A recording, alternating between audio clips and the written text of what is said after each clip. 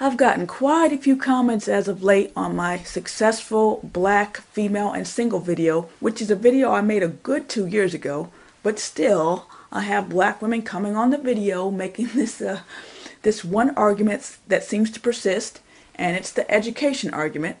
And I have women asking, okay, how come black women have to choose between education and a husband and white women don't? Successful white women seem to have no problem getting married and even having a family.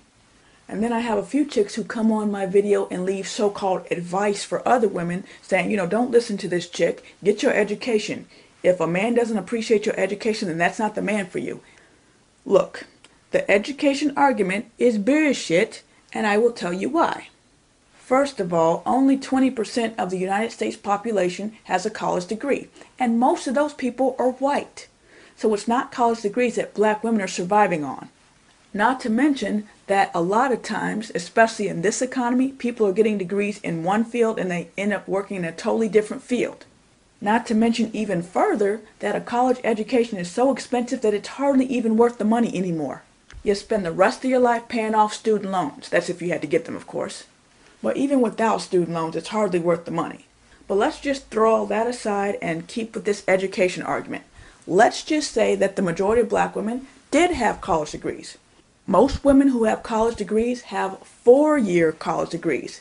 So that means if you go in at 18, you should be out by 22.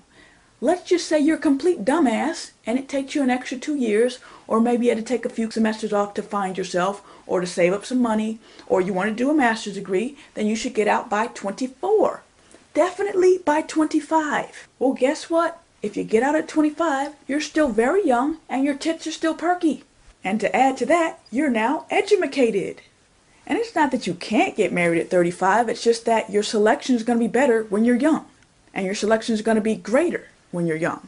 So if you get out at 25, you got plenty of time. But that's not what these women are doing. They're waiting till they're 33, 34, 36, and then wondering why all the men aren't knocking their door down. Now, I myself did get married in my 30s, 31 to be exact. But, not to toot my own horn, people confuse me for being younger than I am. Plus, I like older men, and to an older man in his 40s or 50s, I'm still a young chick. And by the way, of course, you're young at 31 in the grand scheme of things because humans, or at least people in the United States, tend to live an average of 70 years. But when we're talking about a woman who's hoping to get married and have a family, which 31 is still young even then, but it's starting to push it a bit. And then another argument is that, get your education because if your man leaves you at 40, then what are you going to do? Well, first of all, since 80% of divorces are initiated by women, it's probably not going to be him leaving you at 40. It'll probably be you leaving him. But if he does leave you, that's what alimony's for.